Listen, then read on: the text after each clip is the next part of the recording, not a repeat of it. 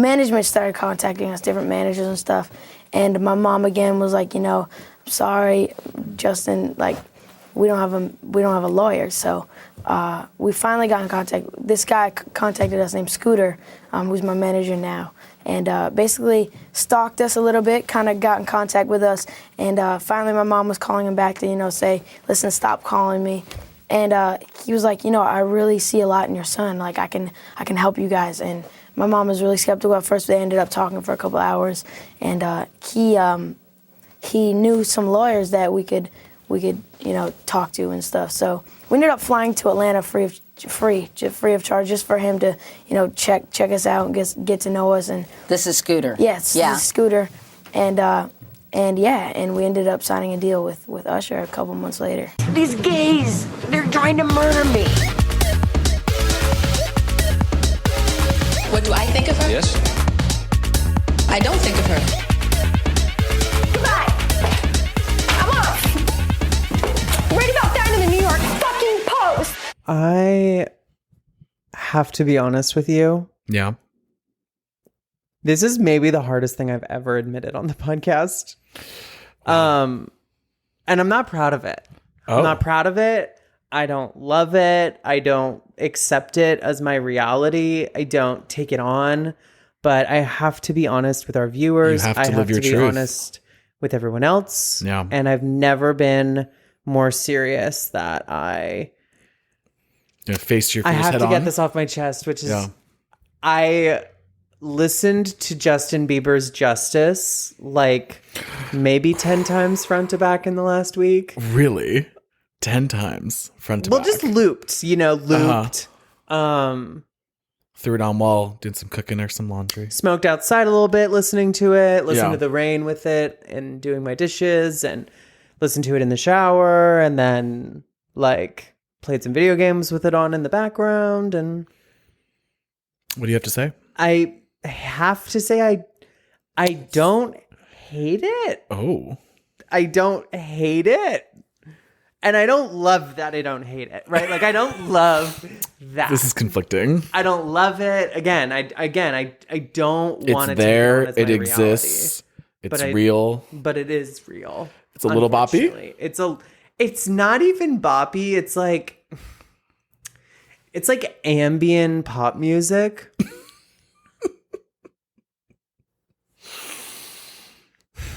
Scary. It's bad. That's kind of scary. It's real bad. Yeah, I've been like tempted, but also deeply afraid of listening. I wouldn't. Oh, I was going to say, should I? No, we need to keep our minds pure and free here on Eating for Free, the podcast recording live from the absolute edge of the internet. My name is local gossip, international diva, Scooter Braun, protege, Joan Summers. This is your local artisan and child labor law advocate, Matthew Lawson. After this episode. Oh. Reform now. Okay. We are going to have to get right into it, but like. Yeah, because we have a lot to cover. Staggering amount of work to cover. Okay. We have to come clean to everybody. We have to come clean. Incepting the incepted. Okay. Matt and I. Tesseract level. We were like, okay, pop music fucks temporarily on hold. We have some other stuff we want to get out of the way. Let's get into the Selena Gomez, Justin Bieber thing. I said... It originally was supposed to be a quick 45 episode. I said I want to do one episode about the feud, right? Like just a quick thing. Breezy, beautiful. And then I was like, okay, wait, we might have to do an episode about Selena and an episode about Justin Bieber because I don't think we could fit it all into one. We did 1 hour and 45-minute episode about Selena. And then with the Patreon on the way for that as well. Justin Bieber, suddenly we found our notes had ballooned to 47 sources and over 20 pages on and we're not even Justin. done. Which is a form of misogyny that we had very little to say about Selena Gomez and quite a lot to say about Justin. But to Justin's... I worry about saying to Justin Bieber's credit because that's going to get taken out of context when they cancel us in a few years. But like, he's been much Justin Bieber has lived his life out loud in a way that Selena Yes. Gomez has Yes. And the coverage for Justin, to be fair, is a lot greater than Selena's. No, I wouldn't say it's more. I'm just saying that what Justin Bieber has made public about what we have witnessed in public is more detailed than what Selena Gomez has chosen to make public. Bit more honest. Smidge. I didn't say honest. I didn't say honest. A bit more forward. A bit more Crass? transparent. But you know what? Yeah. To Selena's credit, Justin Bieber is a Pisces. And Pisces love a so you say energy or a I don't know, what about you? Energy, So Justin brings to the table a level of just I can't get over Selena being a Cancer, by the way. It's like very toxic. Just like the us. way that this is our relationship dynamic. So I'm Selena and you're Justin. Oh, scenario. And who's public about my drug addiction struggles? Me. I'm also a Pisces. Like I said, Justin was born 2 days before me, but I forget that he's a year older than us. Yeah. Which and was Selena's even older. Like it did. Yeah. Selena. Again, misogyny, but like the idea that Selena Gomez is older than us doesn't even make sense. I can't quantify it. We got into it a little bit of our last episode, but like Justin being a year older than me was so weird because it really is this person who is like basically our age. Yeah, basically. Grew up like at the same time as us. And we like basically have tracked all the same life stages. I mean, I even got married when Justin Bieber got married. Oh my God, you're right. Pisces trait. Rushing into a bad marriage. So we're going to talk about Justin Bieber today. And what we're going to do is, like I was apologizing for at the beginning, we have 2 episodes about Justin, but it's going to make sense why this is a 3-parter on Selena Gomez and Justin Bieber. With 2 additional parts coming on Patreon. Yes, we're going to actually be watching the documentaries that they have both put out in the last few years. Selena's just came out, Selena Gomez, My Mind and Me, which we have a lot of thoughts about. Yes. That comes out concurrently to this episode on Patreon. So not only did you guys get a bonus episode on Monday, you're also going to get the bonus episode on right now, literally go over to our feed. Exactly. 2 episodes this week on Patreon and 2 episodes next week on Patreon too. We might have to stagger though for Justin Bieber because the Justin Bieber doc is like 10 episodes on it's YouTube. like a full series. So we might need to do like 5 episodes in one bonus, 5 episodes on the next. How long are each episode? Like 30 minutes? 20 minutes. Okay. They're not very long. Whew, thank God. Yeah, no, it's not like 40-minute episodes. They don't have that. Yeah, I didn't think so. I did watch some clips from it and I was like, we are in for a ride. Or It's we're a not lot ready. of, hey, baby girl, baby. Oh, Lord. Oh my good baby, I love you so much, baby. It's a lot of that. It's a lot of that. Whereas Selena's was like, my mind is so dark. Cursive overlaying black and white photograph. My mind is dark and scary and I'm trying to be the real me. Blissfully looking out the window. Blissfully looking out the window, crying while holding an Apple TV remote. Okay, we can't. Yep, we'll get into that on Patreon. So Subscribe now. today we're going to talk about Justin, and specifically we're going to be talking about his early career and how he got his start, and a little bit about what his entire deal was going into the music industry, because it sets up a lot, I think, that looking at Justin Bieber, right, there's a lot of contradictions and there are a lot of nuances and things that sometimes don't always like square up with each other. And you're like, what is going on with this kid, right? I think we see a lot of the predictable child actor, child singer, prodigy patterns. Yeah. And Justin, unlike many people his age, did not come into this through a studio system where Selena Gomez talks about, you know, going to Disney, which is a very large machine, and being plugged into it. And in her documentary, you know, she talks about she was doing high school on her computer in her trailer every day on set, right? And she had to do so many hours of school before she was allowed to go to work, right? Justin did not have that. Justin was taken out of Canada by a man named Scooter Braun and put in a townhouse that Scooter was paying for, having his education paid for by Scooter, living with his single mom in a country he doesn't know a single person in besides this man who discovered him on YouTube. Just him and his mom. And at a very young age, 11, 10 years old, gets plopped in the studio with people like Justin Timberlake and Usher and Scooter, all trying to basically make the next global hit from before he was even in high school.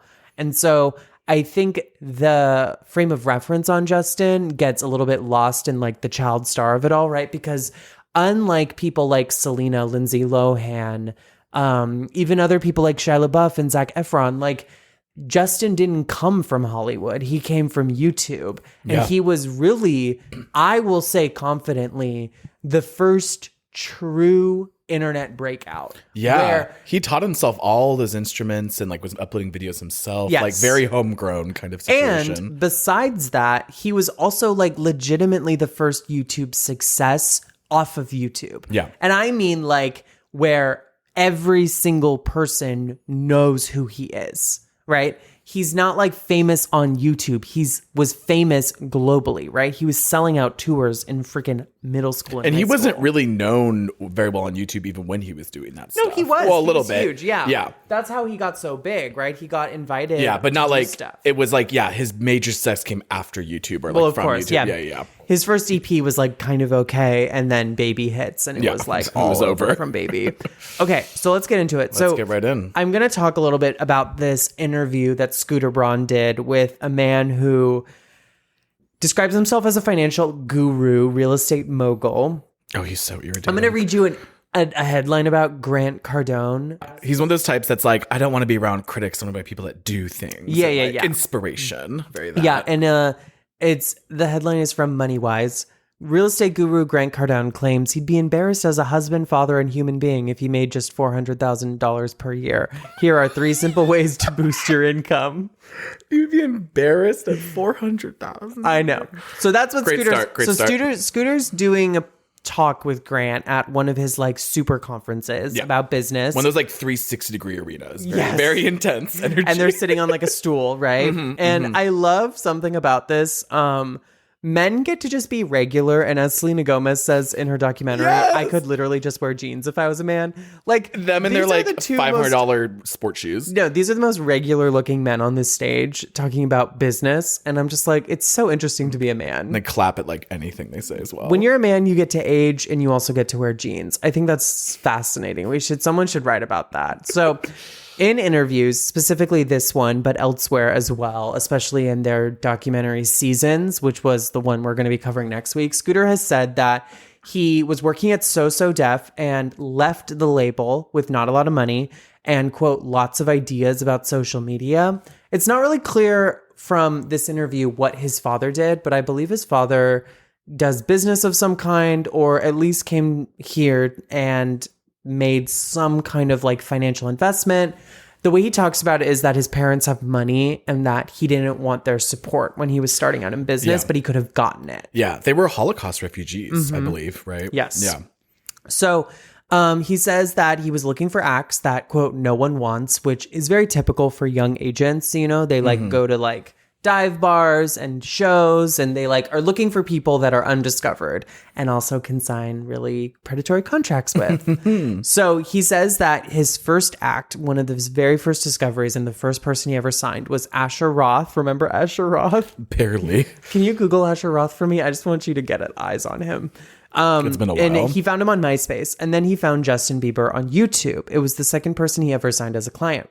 He said that he paid for them to live in a townhouse and get Justin education and hockey lessons. And Asher lived with a friend in a, quote, broken down house around the corner from me in Atlanta. He says in Atlanta, he was 25 years old, and after breaking down to his dad on the phone and telling him he was 2 months away from basically financial ruin and having to send this single mom and her kid that he had taken out of Canada back home with literally no money and no job because he couldn't afford to keep them there. And he, they were entirely financially dependent on him here in the United States because his mom couldn't work. Yeah. He says that the very next day after that call, he formulated Asher's first hit song, and he took Justin, he took the $150 commission he got from that first deal with Asher and applied it to Justin's career. And very soon after, Usher came into the mix as one of the artists that wanted to kind of... And that's when it really took off. Yeah. And I want to just say this off the top because I think it's something that's more noticeable in his later career.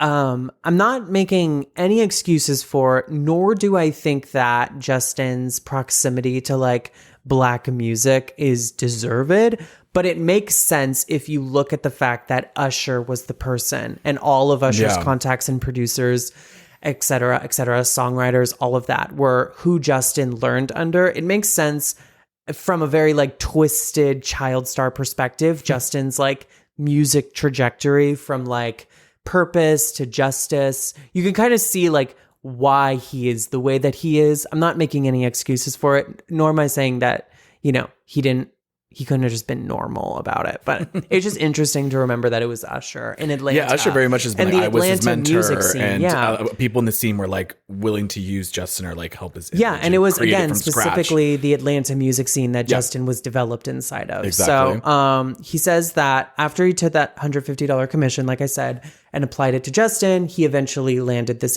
deal with Usher. Justin Timberlake was also in the mix, but they went with Usher instead. And I always wonder what the Justin Timberlake, Justin Bieber would have been like. Very different. I actually think that Justin's career wouldn't have had as much longevity if he had gone with Justin Timberlake. Only because Justin Timberlake didn't have longevity either. Yeah. So Justin grew up, for backstory, before he was discovered. He grew up in London, Ontario. He had a single mom, and they lived in subsidized housing for poor families. I've read a lot of different sources, including her memoir, that said that she was involved in a lot of different things, that, she would steal, that she was involved in drug deals, that she took on basically any kind of job that they could have to get work because she was a single mom. They were living in subsidized housing, and they were just genuinely super broke. Yeah, and they're in a very small town too. By also all accounts, including Justin and his mom and her official memoir, which I read, as well as just like a lot of other sources, they were also extremely, extremely Christian. His mom is a devout Christian, and every time she gives an interview, it's like front and center that her relationship with God is extremely important to her. And something that I would say was kind of forced on Justin as well. Just knowing what evangelicals are like growing up in that world. He says in interviews that he would often sing as he got older. He uploaded the then infamous videos to YouTube. In a 2010 interview with CBS that he revealed, he got an email from Maury, who wanted him on his show, and his mom said no to it. He says, quote, "My mom was a single mom. She was really skeptical of the music business. She had no clue. We didn't have a lawyer. We didn't want to sign anything." And remember that. I think that that's really, really key. So in 2010, he was about 15, turning 16. Getting a little viral on YouTube. Yeah, he'd already been very viral. Or sorry, by 2010, when this interview comes out, he was 15. But he's talking like 2007, 2008. I see. So he was like, that's maybe only 2 years after 12 or YouTube was 13. even created. Yeah. Very early on. So by 2010, I just wanted to say he was only 15 when he's giving this interview. So it's crazy to think how much of a career he had at that point. And also just how much development he had gone through. Development that I also don't think artists get anymore, which is another conversation, I think, for pop music that fucks. He says in this interview, again, really stresses that, she was a single mom and they didn't know anything about the pop music business, which is a really, really common thing, I think, for child stars to have a parent who's making all these decisions for them, right? And oftentimes it's very coincidental that just like Selena Gomez, he has a single mom who's supporting herself, and Justin becomes her primary source of income. And also, not only is her primary source of income, but she has no clue about how the business works, right? They don't have lawyers. And when you're living in subsidized housing in Canada, like, what relationship to Hollywood do you have outside of what people in Hollywood are telling you? None. And so at all. he says that Scooter had to basically stalk them. He says that he was basically hitting him up alongside a bunch of different managers, but that Scooter was like genuinely stalking his mom, found out where he went to school, found out where they lived, and offered to basically fly them to Atlanta free of charge and put them up in a hotel to meet with him. He says that once they did get to Atlanta, there are just like various reports that his mom was extremely skeptical of Scooter because he's Jewish and she was Christian. And she later said in the New York Times that she wanted a Christian man and a Christian record label for Justin. And we're going to get into that New York Times piece later. Very interesting. Very. So he later, through Scooter, signs a deal with Usher. And because of Scooter's connections to So Def, gets set up really quickly in basically an artist training program. Like I said, Justin also wanted to sign him, Justin Timberlake, and they don't go with Justin Timberlake. At the time he signs with Usher, he was about 12. That's so crazy. Yes. So his first single comes out when he's 14 in 2009. It's called One Time. And while it doesn't make number one, it does go platinum and gets certified platinum. Yeah. From there, he blows up and has appearances on Ellen, Wendy, Chelsea Handler's show, and a bunch of radio interviews. Everyone's, basically clamoring to see and get a piece of the child that was uploading all these videos that everyone was watching on YouTube, right? And Scooter has a really weird joke in his interview with Grant where he's like, I'm the only man who's ever watched and tried to find kids on YouTube that hasn't been arrested. And I was like... Yeah, he says something like, I was basically just trying to get this minor to like hang out with me and do this stuff. Yeah. And he's like, makes a weird little joke about it. Really dark. So the rest is history, obviously, from there. In 2010, he drops Baby from My World 2.0, which was his never the same debut after album.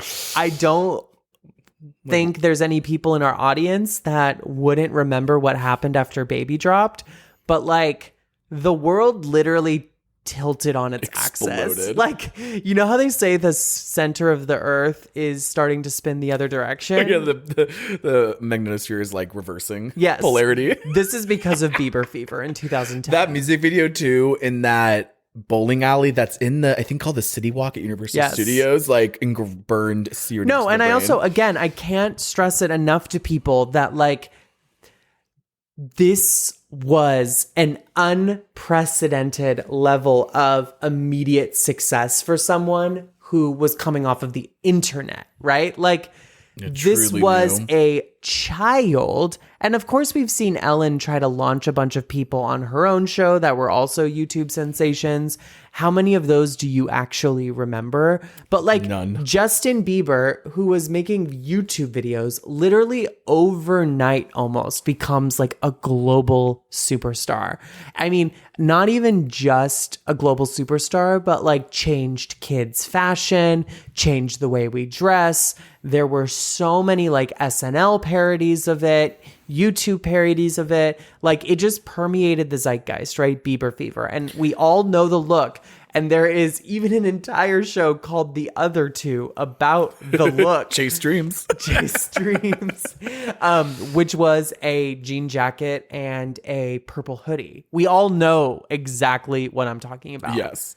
I'm also pretty sure that it might be a little hard to find now as I'm trying to Google it, but I'm pretty sure that was one of the first videos on YouTube to reach like, at the time, like 100 million, then 1 billion. Like, it was one of those. If you just look up Baby Justin Bieber. Oh, now it has 3 billion views. But I remember at the time it came out, it was like one of the most viral videos like to drop on YouTube at the time. So this is around the time he also begins to date Selena Gomez. And there's this piece in the New York Times is one of the darkest things I've ever read. This is harrowing to read. So this is on the eve of the release of Baby. This is literally on New Year's, July 31st, 2009. Basically months before he gets with Selena. Yes. And the piece in the New York Times is called Justin Bieber's Living the Dream. Until recently, I'm just going to read a few snippets of it. Until recently, Justin was a regular boy who played hockey and soccer in Stratford, Ontario, population 30,000. He taught himself piano, guitar, and trumpet, and took drum lessons and yelled pop tunes while he brushed his teeth. He lived in low-income housing with Miss Mallet, who prayed that God would use her son as a modern prophet Samuel, a voice of his generation. A youth pastor, perhaps, or even a singer on a Christian label, she thought.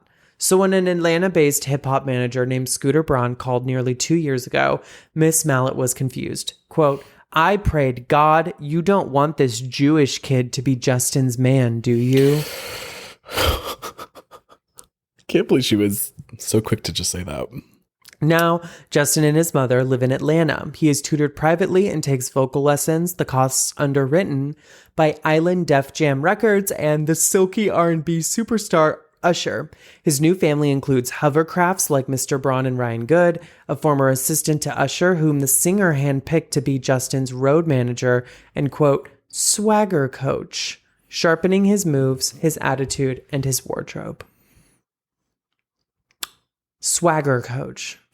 That was so of 2010 as well. So, quote, I understand the pressure to be in that position, added Usher, a former boy wonder, but I had a chance to ramp up my success where this happened to him abruptly. So Scooter, Ryan, and myself, we tag team him. Riding herd on any teenager presents challenges. Controlling one who happens to be the name on a new franchise presents challenges of another magnitude. When we're on tour, I can't exactly ground him, says Miss Mallet, 34, a petite, tough-minded woman. Since arriving in Providence on a red-eye flight from Los Angeles, where Justin had performed at a mall for reportedly 20,000 screamers, tension had been building. His publicity schedule had been in lockstep demand, but the adolescent was becoming overtired.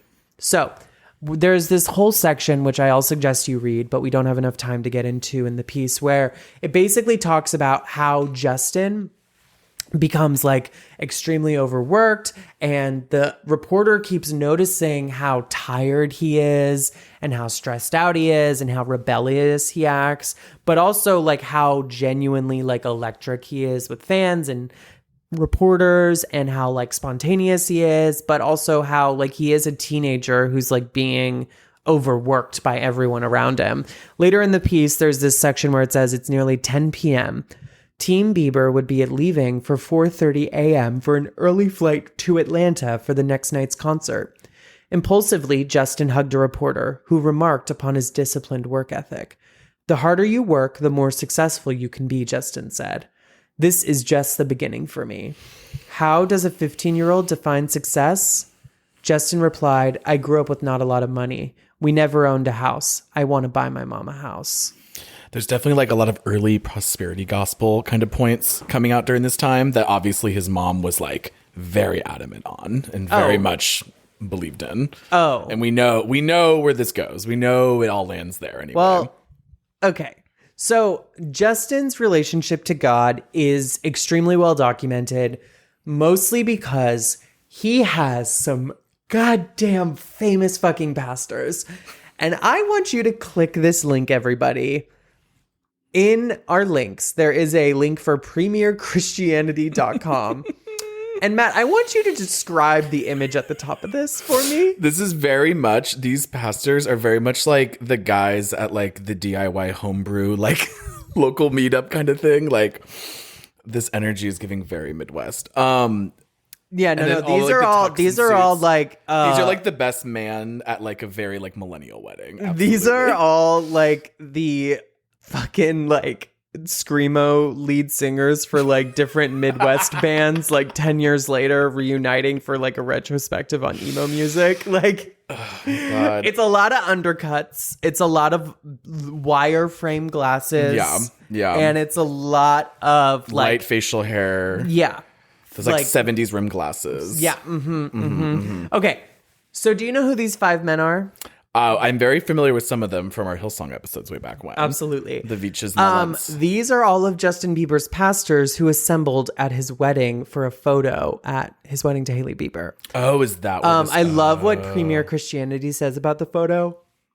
To the uninitiated, the above photo may look like an album cover for a singing quartet. 5 handsome chaps looking rather dapper. All that's missing are a few vintage mics. But alas, they are not. Instead, they are 5 pastors who have more than Jesus in common. They're all friends with Justin Bieber.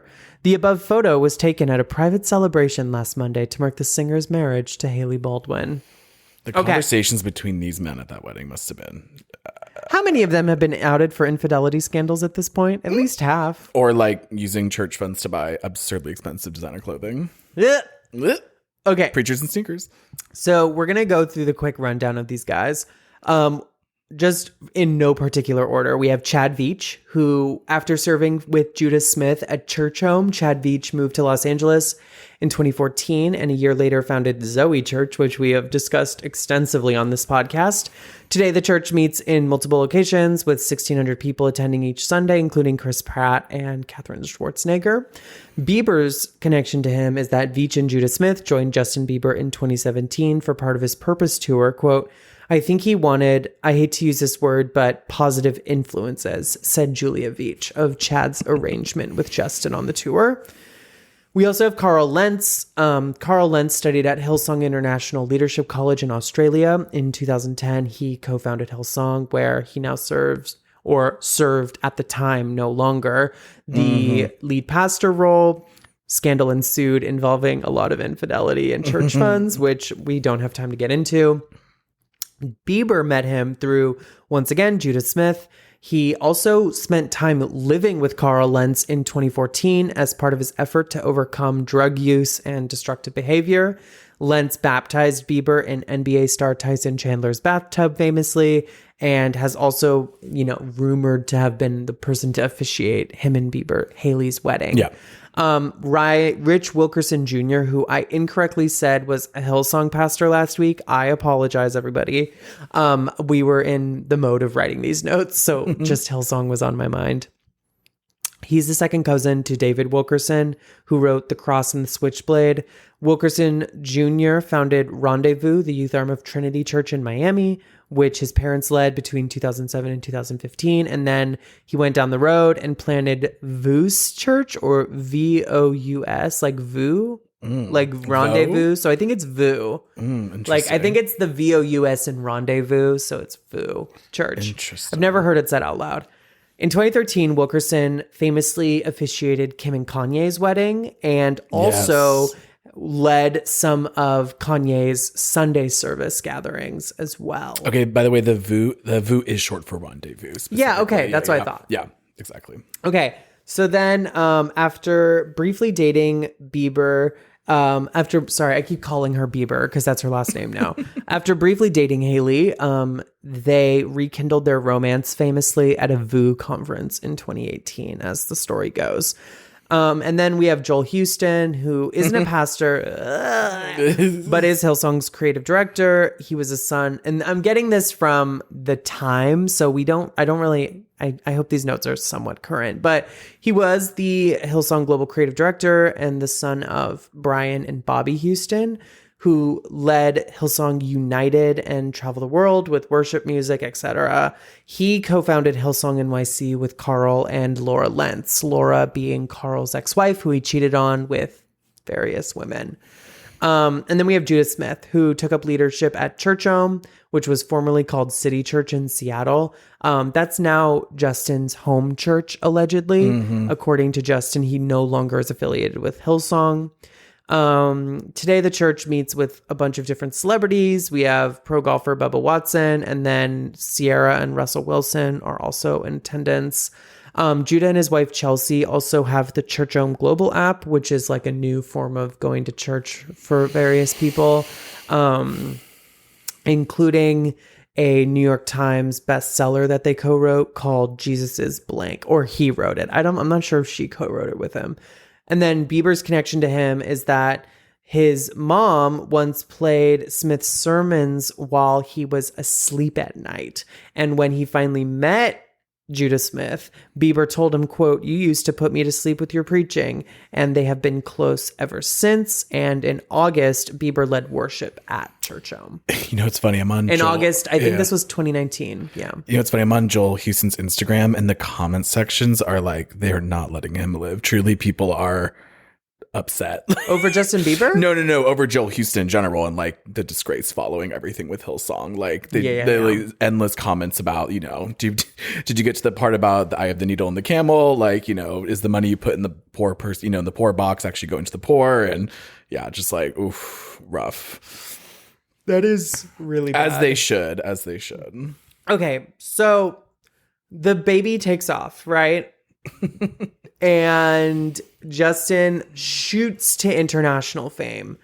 And between 2010 and 2013, you know, the image of the iconic flippy hair that everyone had, including fucking, like, literally everyone had it, including, like, some of the hottest guys on earth also had the, like, flippy bob. Those early 2010s style was Horrible. terrifying. And then with the combo black and purple infinity scarf, like, chokehold. Was that you? Did you have that haircut? No, Justin had that. Oh, the haircut? For a hot minute, maybe. No, you can drag me. I'm not trying to drag you right now in, like, a mean way, but... No, but like that, like heavy bang. But front with your everyone had. But it. with your head shape, I can't imagine. it was stark. Yeah, it was noticeable. I had it too because I also did do the shaved side later, like Rihanna later. So you know we've all been there. I had Justin's haircut as well, but mine was shoulder length, which was a very big deal. And That's I mean, dramatic, it was the yeah. closest I could get to having a girl haircut. And what I would do is my mom would leave for work sometimes before we left for school. And then we would just have to get ourselves to the bus, or she would like be in her bedroom. And at that point in 2010, 2011, I was like 15, 16. Yeah, so we were like sophomore. Like 2010, I basically started driving myself to school because I got my license when I was 15 and a half. And then officially when I was 16, the day I turned 16. So anyways, I would quickly, before like minutes before we had to leave, I would run into the bathroom where my sister's iron was still hot, and I would bump the ends outward, God. And I would just flip them, you know. So I had that like little flip at the end, like whoop, little whoop-tee, a little boop, the little boop. Because I was trying to emulate that look, but I didn't want to look like Justin Bieber. Although my brother fully had the Justin Bieber haircut for like a solid 10 years, I think. I don't know what we were on. It was like the bigger the better, you know? It was a real fierce bob for men. Okay, so the impact, you know? Things start to get a little dark for these Justin headlines in are 2013. So rough. He and Selena, like I said, start dating in 2010. Their relationship is very rocky. And very quickly, Justin starts to get a little bit of a bad boy reputation for having like public altercations with the paparazzi. Yep. There was famously the monkey that he abandoned. That's still like, I can't even touch it. Can't. And, you know, he eventually gets his license, so he's seen out and about more. And from 2012 to 2013...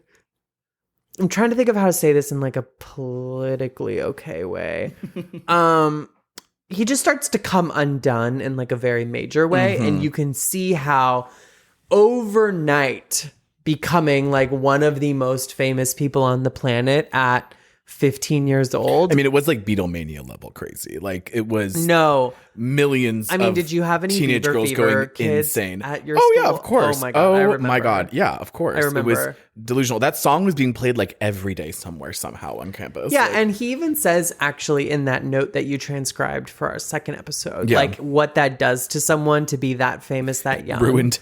And he says a lot later in life, which we'll get into in our next episode, about what it felt like to not even go to regular school, have zero actual like friends his age, and be surrounded by people who wanted to make money off of him, and suddenly have all the money in the world, everything he could have ever wanted. He's the most famous person on the planet, and everyone around him just wants to say yes and give him everything. And then being at that age, which is the most like fragile, vulnerable age I think anyone you can ever be, and have like 12-year-old girls in the millions say like, you're the hottest, sexiest boy ever. You know, and I don't want to say Justin Bieber doesn't suffer from insecurity and anxiety. I think it's pretty obvious. Of course he does, yeah. But you know, Selena in her doc, which we'll talk about, talks a lot about how like what fame has done to her is turn her into basically an anxious mess and a nervous wreck, and like right? endlessly having to meet expectations, and insecure in every way. I mean, like famously, like she says in counterpart to Justin Bieber, like she wishes she was a guy because she could just wear jeans on stage rather than like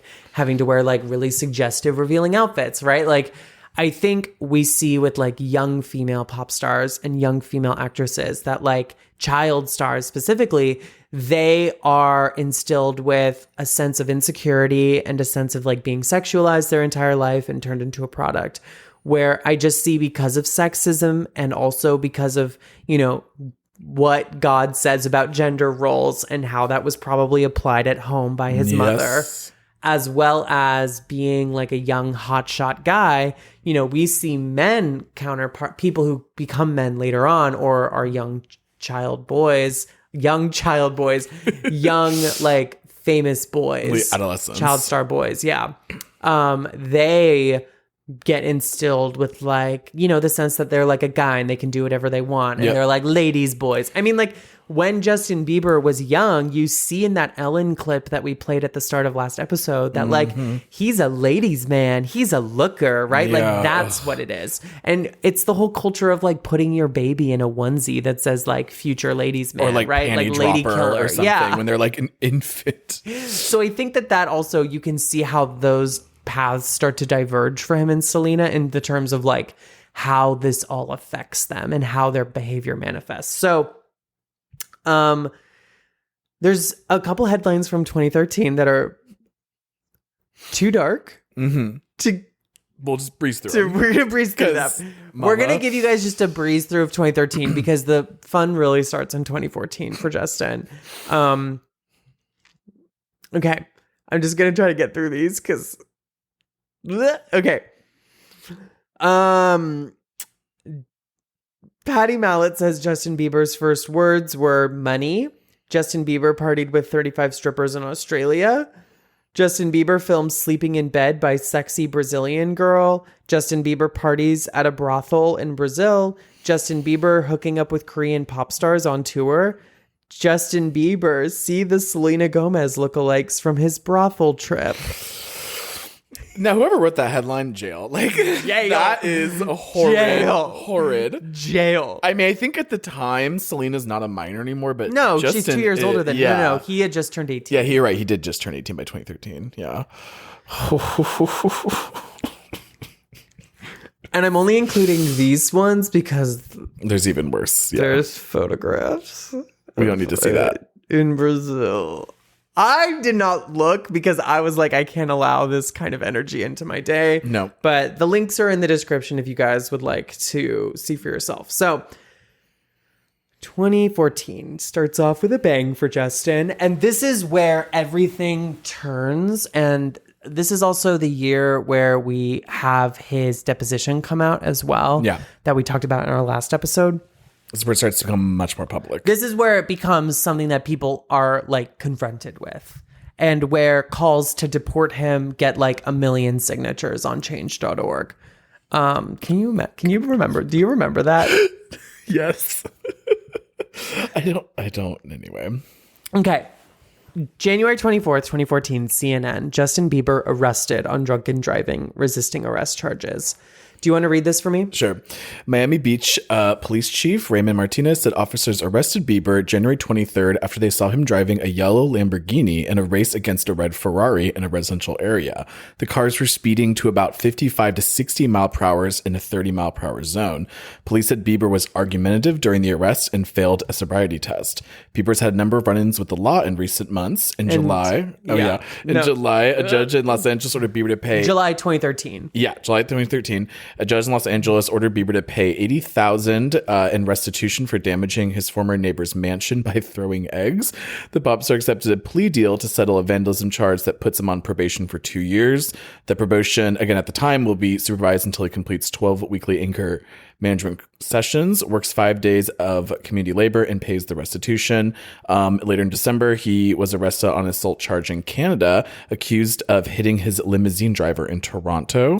And then in January... the Federal Aviation Administration looked into allegations that Bieber and other passengers on board a charter flight from Canada to New Jersey interfered with the flight crew. I heard that they were just like smoking weed relentlessly. Like on the flight. The pilots had to wear oxygen masks. Oh my God.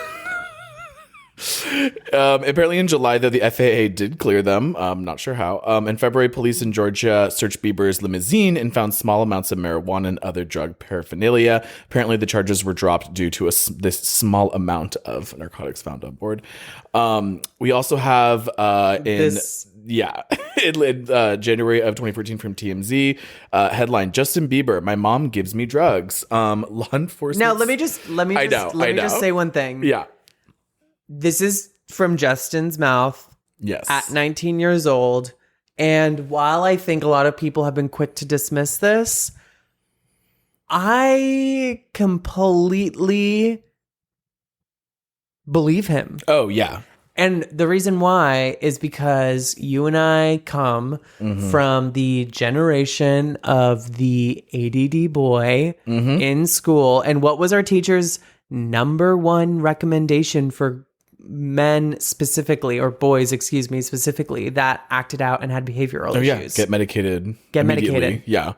They don't care what it is. And I'm just saying that because you and I were obviously gendered in middle school. And yes, we both gone through those circles. Yes. Yeah, absolutely. And like, we remember what it was like where like literally like boys with behavioral problems, they were like literally just knock them up with narcotics. I can name like 10 people I grew up with who were in that situation. I was technically kicked out of a school because my parents did medicate me. And I really honestly hate to say how many kids I know that actually did get on the medication. Yeah. How that turned out for them. Yes, definitely. We could speak from some experience. I think we have a nationwide crisis that also elaborates on what that also was like. It's beyond upsetting.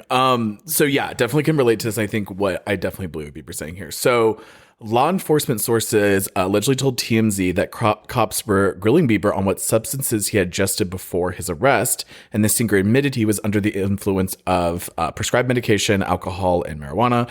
When asked what kind of prescribed medication, TMZ was told that Bieber said anti-anxiety meds such as Xanax, but he wasn't sure exactly what kind of medication it was because he just takes whatever his mom Patty gives him. Obviously, it was unclear if he has his own prescriptions for the drug and his mom just handles them, or he's using his mom's prescriptions, which would obviously be illegal. If Bieber does have a valid prescription, the presence of substance in his system obviously would not be held against him. But as TMZ reported at the time, when police raided Bieber's house following the infamous egging attack on the other house, they had found Xanax pills in the home. And TMZ also had reported that Bieber allegedly had a blood alcohol of 0.04 at the time. And I don't think there's been any clarification since then, but I believe the charges were dropped.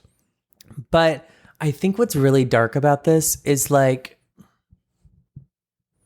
you take this kid out of school before he's even reached proper middle school age. Yeah. And you take him to a new country where he doesn't know anybody. And is swept into basically everything. Sell him off to Usher and Scooter Braun to get developed in a room for like 12 hours a day and have private tutoring, doesn't go to school, doesn't have to socialize with other kids his age, and immediately overnight becomes like one of the most famous people on the planet and is touring, working 18-hour days, is having to get up at 1 a.m. consistently to take like 4 a.m. flights. And so just like doesn't go to bed until the plane. So inconsistent sleep schedules, and erratic behavior. And I noticed this from part 2 of the ep, but Justin later says that allegedly that scientists determined that the dopamine rush that happens when you're performing on stage is one of the highest a human can experience or something like that. So the highs and lows of everyday life are just like completely unrelatable to anyone. And extremes, that he's living a life of severe extremes, chemical imbalance, of extreme highs and very extreme lows, crashing and burning. And part of what inspired this series that we're doing is like just the idea that there is no safeguards in place, right? Because this is a YouTube star, unregulated industry, right? There's obviously regulations for child labor broadly, but like there's not regulations for like how much your kid can do YouTube. Well, there's also regulations, but there's also like the enforcement of those regulations, which are non-existent. No one's coming in the studio to check what's happening. Where your kid is in a union that's for true. acting. That's different. Your kid has his SAG-AFTRA card, like, and also has like people who are specifically hired to monitor all of that and monitor these accounts and whatnot. Like, that's not how the music industry works. There's not like a musicians union that is trailing Bieber and having them report his hours, report his income, have independent monitors that like are gauging his working conditions, are making sure he's going to school. And we have talked to a lot of people in Hollywood. We know that those things are not always as maintained as they should be on sets, and we have seen that from enough child stars who also have said so in their memoirs. But especially the more granular you get, where it's like one star, one production on their own. It's like on the it's road, almost non-existent. It's like there's nobody happening. but Scooter and his mom who's meant to be in charge of him, and they're both getting paid by him of money. And who does this sound like to you? Britney, and we know how bad that was for Britney. We know what it has done to Britney.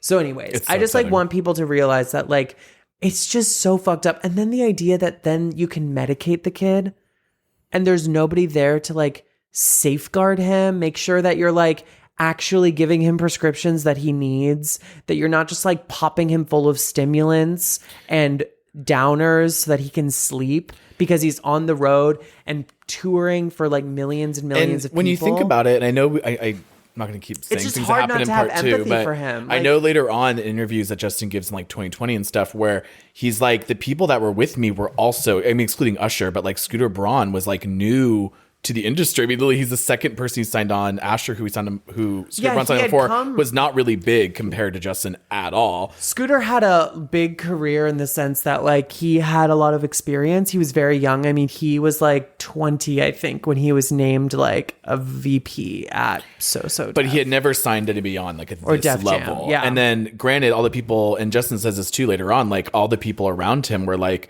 trying to escape their own reality and were on the high of this entire career. So like you're not only surrounded by people who obviously want to milk the most out of you they can, but they're also kind of escaping real life and they're living in a reality that none of us can understand. So it's not shocking that the drug use is just like so apparent and so normalized and promoted. And it becomes worse very quick. And it gets a lot worse. Do you want me to read this Michelle Obama? I'm going to read Michelle Obama just because I want to couch it in a little bit. So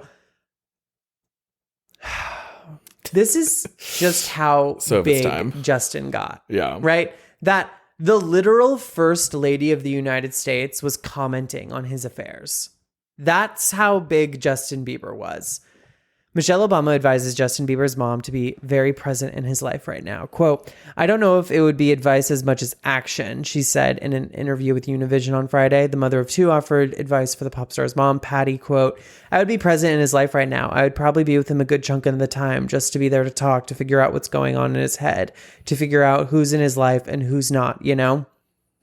She added that the 19-year-old was recently arrested on DUI charges, may face sanctions associated with the egging of his neighbor's home. Quote, "He's still a kid. He's growing up." Quote, "If Justin's struggling, I don't..." Oh, so this was then his mom. So she was responding, I think, to something his mom said in The Sun.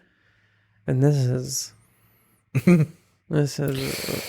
I forgot at the time she was also 37 as a mom. And her she kid 19-year-old. is 19. Oof. I know. Okay. This one's tough.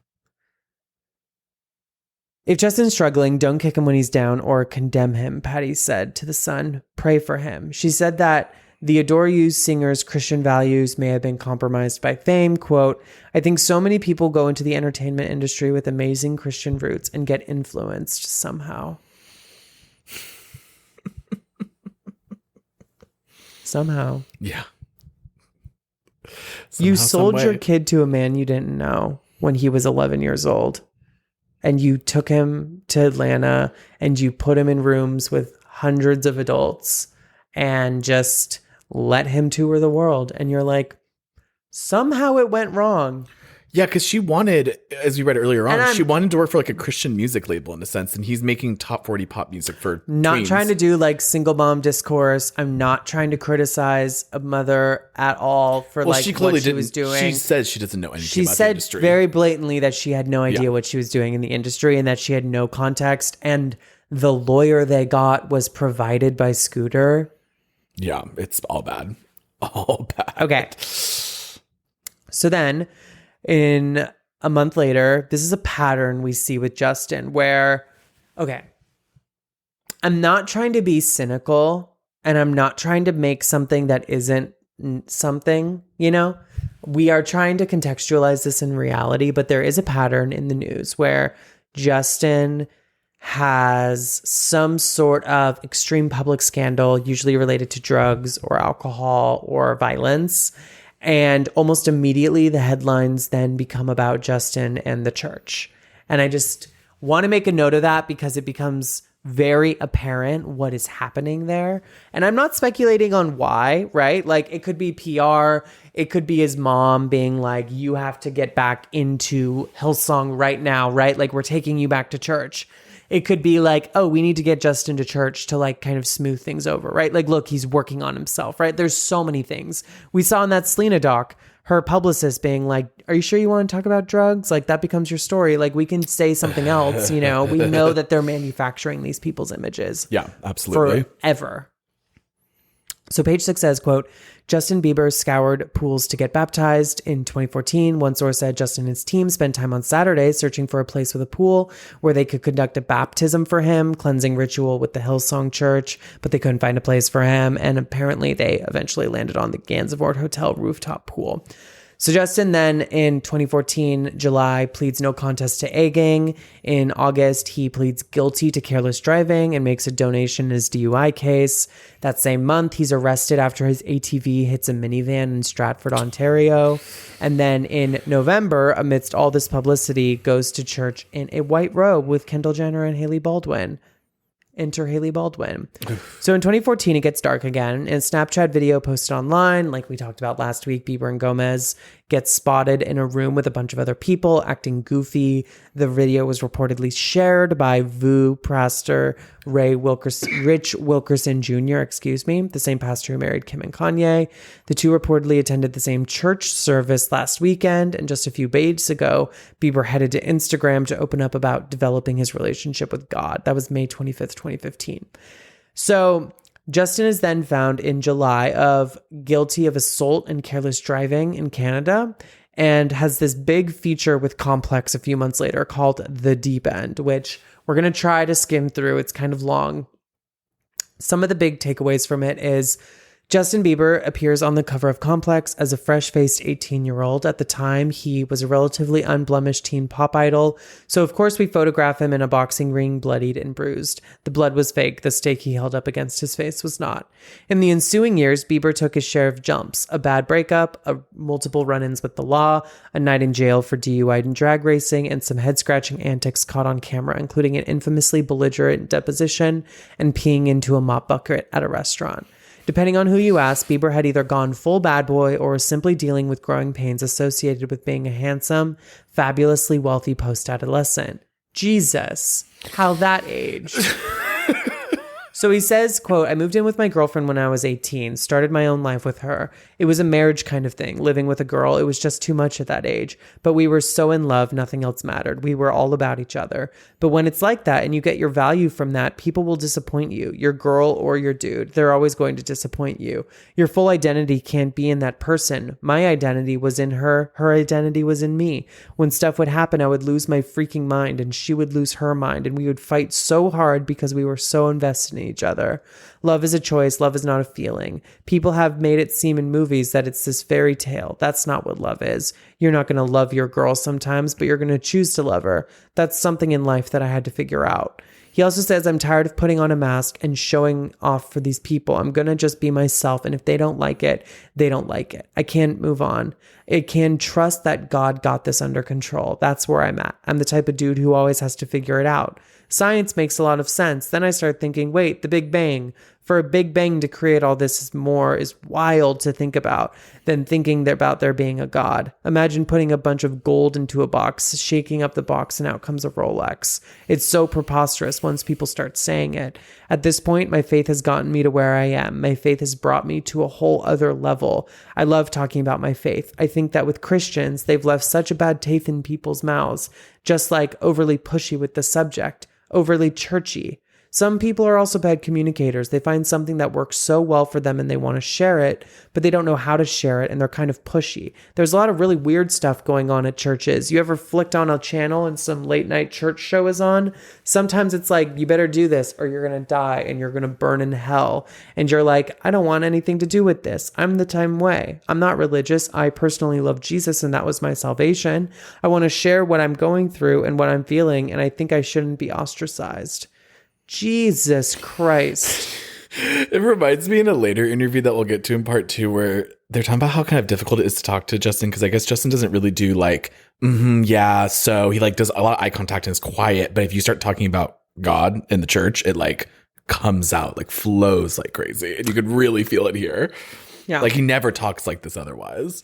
No, you're talking about the interview we're just about to get into right now. Oh, is that? Yes. I was like, up. Wait, that's the GQ interview. You're right. So in 2016, after all of this goes down in 2015, Justin releases his album Purpose, I believe in 2016. Can you check me on that just to be sure? Purpose, yeah. Just what came out 2016, Justin Bieber. I think it was the year after, maybe. This was February 11th, 2016. So it was 2015. Yeah, Purpose was 2015, November 2015. So this was the year after. But just a few months. What does it get a date on 2015 when it came out? November 13th. Oh, okay. So this is like during the media blitz. I just want to be sure. It was recorded over 2014 and 2015, of course. So this is during the press run for Purpose, which was the album we talked about that had Sorry to Selena Gomez. Sorry, I just got to say, I hate that the first people also ask on Google's suggestion is the Purpose album about Selena? Yes, it is. Yes, I mean, He says so. It is. It is. I have to laugh. So he says, quote, in this interview with Katie Weaver, if someone asked you to list this is what the writer's saying, quote, if someone asked you to list the 10 worst things you've ever done in public, you would probably have to rack your brain to come up with a list even half that long. Justin Bieber has an encyclopedic knowledge of his fuck-ups. He could recite his list off the top of his head because he is asked to revisit its contents every time he's interviewed. He treats the list of things he has done wrong as assumed knowledge. We know pi is 3.14. We know Justin Bieber was arrested on suspicion of drunk driving. We know he abandoned a young monkey in Germany. 1 year ago, for all these sins and presumably more that we will never know about, Bieber embarked on a whirlwind apology tour. He sat down for a chat on Ellen, breaking flowers for her birthday, and then uploaded a poorly lit cell phone video to Facebook saying he felt awkward during the interview and expressing remorse for his behavior over the past year and a half. He was the subject of a Comedy Central roast organized by his management team, which, unlike the roasts of beloved comedians, filled the air with an acrid smell, as if a witch were being burned at the stake. Hannibal Buress said, quote, I don't like you at all, man. I'm just here because this is a real good opportunity for me. He smoldered on the cover of 17 alongside the statement, quote, I was disappointed in myself. He bought dinner for cops, and then last fall, Bieber did the most prudent thing one could have possibly done to earn the world's forgiveness. He released an album of face-melting bangers. Let's note, before we go too much further, that Justin Bieber is not easy to talk to. A linguist would say he violates back-channel norms. That is, he withholds those verbal signs, short verbal cues like right, and yeah, quick head nods that indicate an engaged speaker and that encourage the speaker to continue. You perform these signs countless times a day. If something humans do, whether they speak English, Hungarian, or Farsi. There are a number of reasons why Bieber might not have developed this irregular habit. Perhaps it was drilled into him that two people talking at once makes for a poor audio quality on talk shows. Maybe he was warned that a stray yeah to demonstrate you're paying attention could, in the wrong hands, turn into an on-the-record affirmation that Bush did 9/11. Maybe he wants to be unsettling. Whatever the reason, I think it's actually just because he's a Pisces. I'm joking. Whatever the reason, it's unsettling. It's unsettling to share a personal story or ask a long-winded question and be met with Justin Bieber's silent, cool-eyed stare the entire time you're talking. Justin makes eye contact like a person who has been told that eye contact is very, very important. I definitely believe that. He can be difficult to talk to in other ways, too.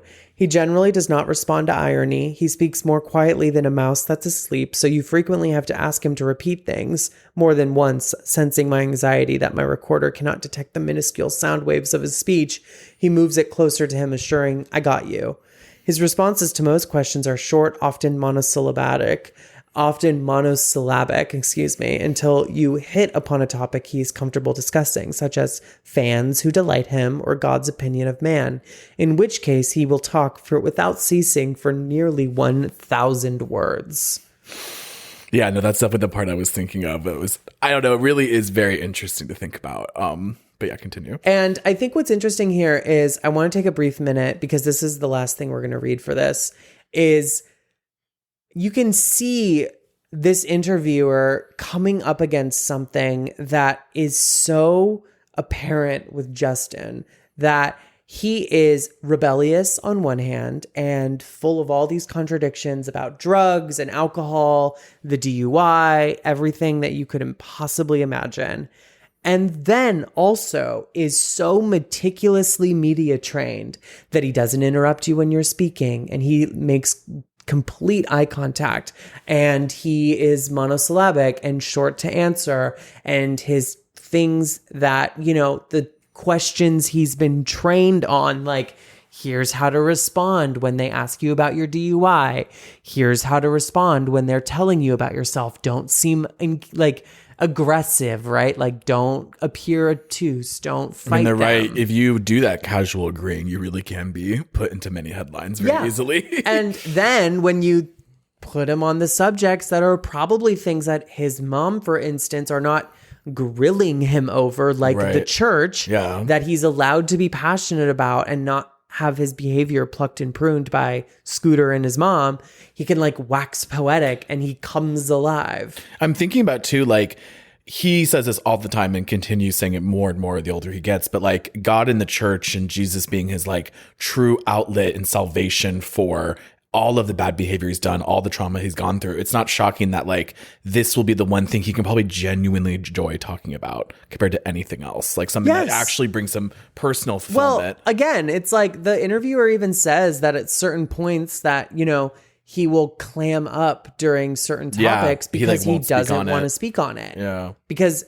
again, she says he's been trained to have a laundry list of every single thing he's done wrong because we ask him about it every time he's interviewed. Or kind of like we talked about in the last episode during the deposition where he felt like it was set up to be leaked to the press because of what they berated him on. And that was 2014. And it makes sense that from then on, especially, he would be extra, extra cautious about anything he says.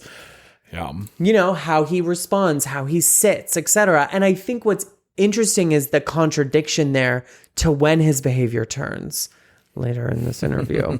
Okay.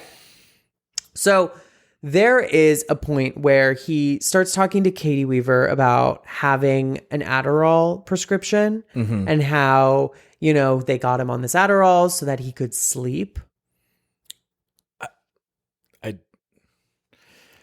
Listen, I know that seems like that he's having inconsistent sleep and he can't get stuff done during the day, so they have him on an Adderall prescription. I wouldn't know enough, but also that listen. I know I'm not the most popular sober person because I still smoke weed. I understand, and I still occasionally smoke cigarettes. I get it, but you and I have talked about the reason why I'm not on prescription medication. Yes. Because if I was to get on stimulants, if I was to have access to a prescription that is any form of stimulant, you would find me as an addict. I would be scribbling on the walls, living in a rat's nest, truly strung out because I cannot touch it with a 10-foot pole. Yeah. I can't even take NyQuil, right? I have to be careful about what I give myself, and I can't take certain medicines, and I can't take NyQuil. I can't take anything that I can obviously abuse for drug-related purposes or substance-related purposes.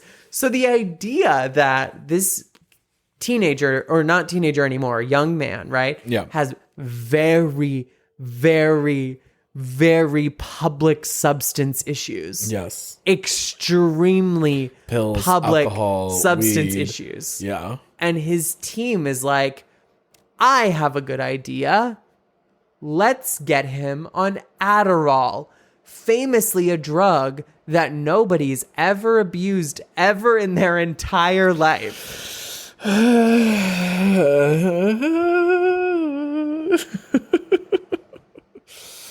Like, yeah, I mean, I'm just and not to do the Adderall's meth discourse because I'm not qualified to even talk about it, but again, for us having had experience with that being pushed on us as children, many people we know who have been on it before, we know what Adderall is like to most people. There are many people who it is what lets them function at a normal level, and without and then there's a lot of it's people definitely a struggle who it makes worse because they.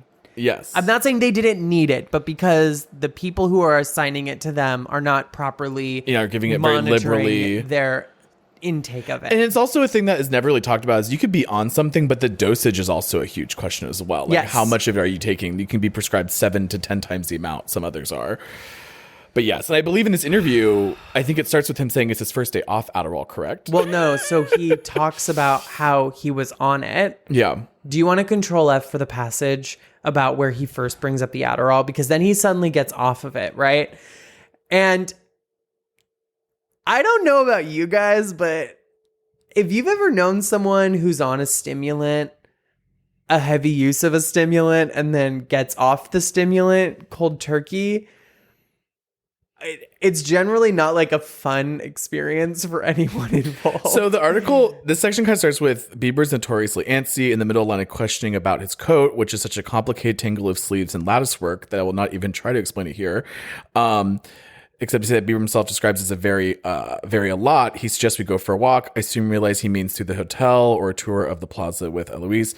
I'm getting restless. I take Adderall too. Adderall is a stimulant for ADHD. Bieber, who is 21 at the time of this article, has been on it for, quote, about a year now, but I think about getting off of it because I feel like it's giving me anxiety. I ask if he intends to replace it with something else or wean himself off stimulants entirely. He says, quote, here's the thing. The doctor's been telling me that the reason I haven't been able to concentrate during the day is because I'm not getting... Bieber's then interrupted in the middle of a thought about a concentration by a tanned, wrinkled gentleman, a fellow hotel resident, who it turns out has decided, seemingly this very second, that he might like to attend Justin Bieber for a free concert. Bieber extricates himself, blah, blah, blah, blah. I'm not getting restful sleep, so during the day, I need Adderall to concentrate because I'm not getting the proper, when you sleep, your body creates endorphins, creates these things, and when you're not getting that sleep... Matt. Like, I'm just saying. Justin Bieber then tells me a lack of sleep. It's compromising his entire immune system. He then hopes to cut out Adderall gradually and replace it with, quote, something really natural, like a natural sleep aid. That's what I'm going to New York for. Okay. So we're it's a little chaotic. That. Yeah. So when I meet with Bieber in New York the next day, his plan to, quote, slowly start taking less Adderall has been drastically accelerated. This is my first day off Adderall, he declares out of the blue as we sit in traffic in a silent Range Rover. He tells me he feels fine and that the doctor's office has provided him with natural sleep aids. I've been getting a lot of anxiety and I think it's stemming from the Adderall. That's why I've stopped taking it, or else I wouldn't stop because I really enjoy it. God. Bieber describes his... I don't push through. Bieber describes his doctor, Carlton Kolker, as a genius, a physician, and a bodybuilder. You may be familiar with Kolker from an infamous diagnosis. Mm-hmm. He was the one who declared in 2008 that Jeremy Piven suffered mercury poisoning as a result of a diet heavy in sushi and Chinese herbs, thus allowing the actor to abandon his role in a Broadway revival of Speed the Plow. You might recognize his name from multiple lawsuits filed against the manufacturers of weight loss pills, in which Kolker was accused of falsifying data in order to downplay the risks of the drug ephedra. Kolker's attorney denied the charges and he was dropped from the suits. Dietary supplements containing ephedrine alkaloids are now banned by the FDA. You might also have seen Bieber's 2015 tweet crediting the doctor's vanilla-flavored myostatin inhibitor, MyoX. The way that just... MyoX took me back. I know. That was literally Ozempic for famous men in 2014, 2015. Okay. For helping him achieve his ripped underwear-clad body for a series of Calvin Klein ads. At first, Bieber seemed keen to enumerate Dr. Kolker's credentials, emphasizing that he specializes in, quote, high-agility athletes and people who have a lot of stress to either their body or their mind. But when I ask who recommended Kolker to him, Bieber shuts down. I mean, like, clearly someone on his team. And he says, and Katie Or the Weaver label, says in this whatever. piece, she's like, yeah, it's interesting because Bieber like will clam up, right? And he will like stop talking to me about certain things. But he just suddenly offers all this information to her. And then when she's like, oh, so who recommended you? The doctor? He's like, zip. Anyway. And refuses to talk about it. It's very interesting. Which makes, I mean, not that I really questioned, like, you know, how smart he is and all this, but it shows that he is very calculated, definitely, and is very aware of everything he's trying to do, at least in these moments. Yeah. At least during these interviews. Well, I mean, even people with addiction have a sense of self-preservation. Oh, of course. It's why a lot of us, especially it's why people a lot with of us addiction. have a hard time getting into sobriety for a long time because Yeah. of that sense of self-preservation.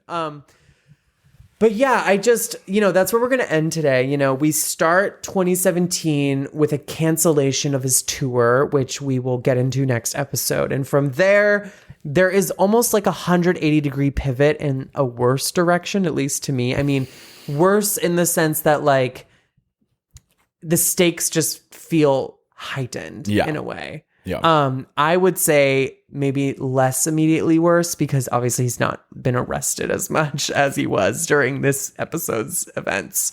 But yeah, I know we've ran a little long. It's like, it's hard to really overstate how fast all of this happened. I know. We look back at it so casually. I'm like, this was a lot. And we're only at 2016 and there's so much more to come.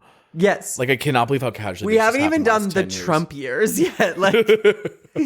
Like this isn't even, this was before the election.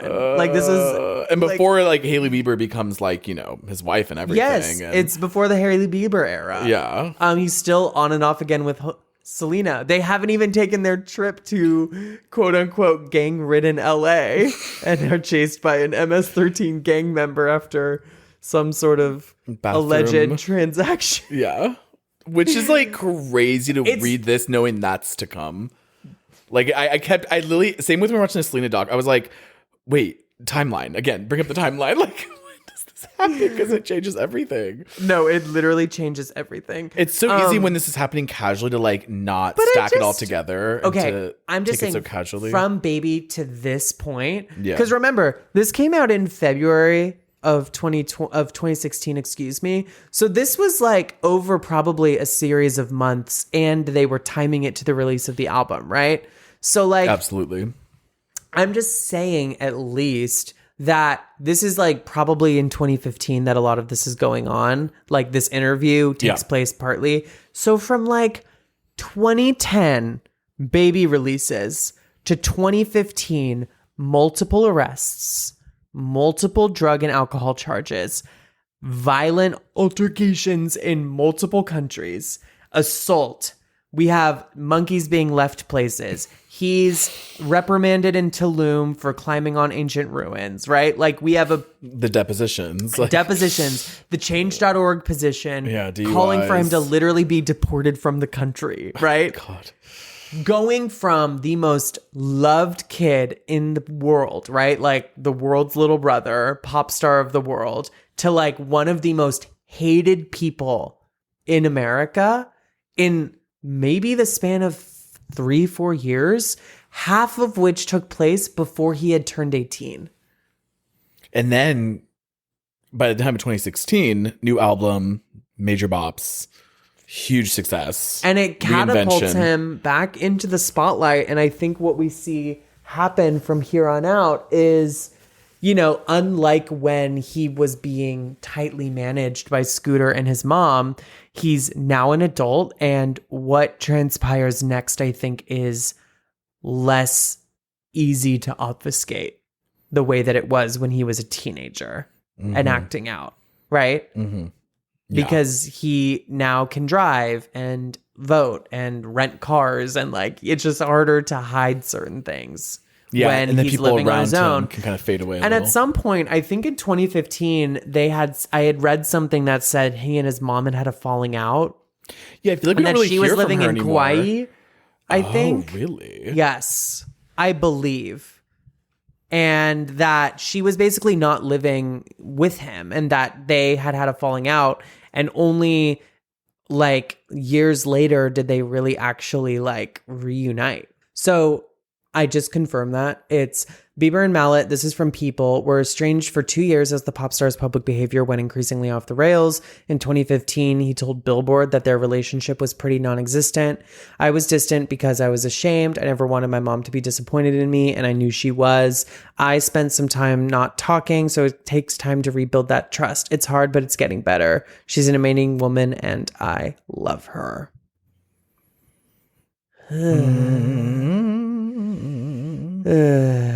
That same year, she also said, I think he's trying to be somehow normal in an abnormal world, trying to find that balance. I feel like he's growing up and I'm really proud of him. Yeah. I think anyone with real love in their life is more grounded. I think there's so much more confusion sometimes and facade in this Hollywood world. And it's so important for us to find the ones that truly care and stick with them.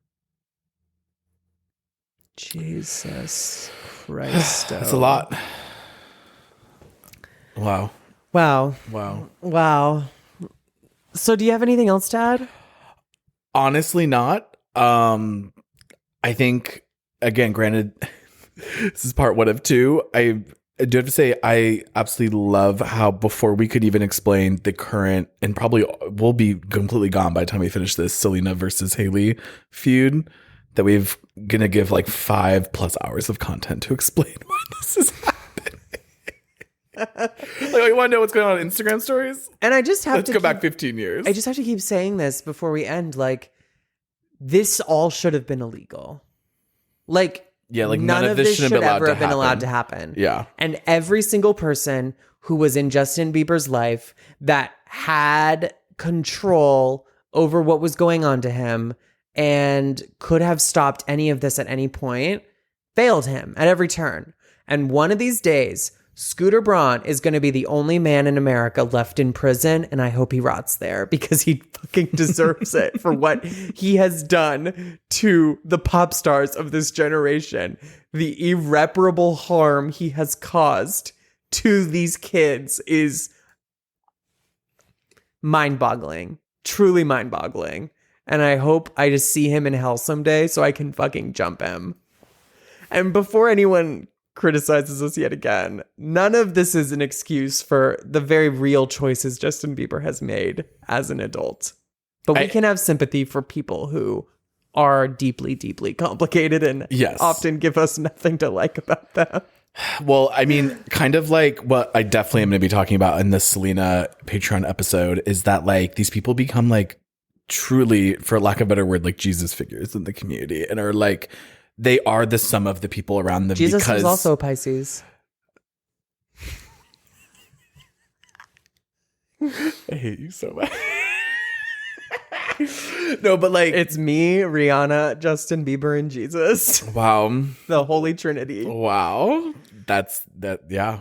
But yeah, like I was going to say, they are the sum of the people around them because that's who they have trained to be, have grown into, and are operating as. So I have sympathy for Justin, absolutely, but the people around him are really what's going on here. And they should all be tried for what they've done. Yummy, yummy. You got that yummy, yummy. Okay, let's get out of here. Again, if you're not on Patreon, what are you doing? You're only getting half the story. Yeah. We got lots going on there. I apologize for what we've become. We've become Bieber pilled in a way that's like truly so dark. Like all I've thought about and talked about for a year now, it feels like is Justin Bieber, and it's just what our life is about. This is now a Justin Bieber podcast. Like Bieber updates. Like we're believers now. It's taken 15 years. That's finally happened. Bieber mania, baby. The bug caught us 15 years late. Time to go to church home. Enough. 3, 2, 1. Goodbye. You've been listening to Eating for Free, which is written and hosted by myself, Joan Summers, and Matthew Lawson, and produced by Ashlyn Thomas and myself, with music from our friend Pluto. For more information about this episode and our show, go to eatingforfree.com. And if you want weekly bonus episodes, go to patreon.com/eatingforfree, which helps support this show and keep it going. We've also got merch at eatingforfree.com/merch.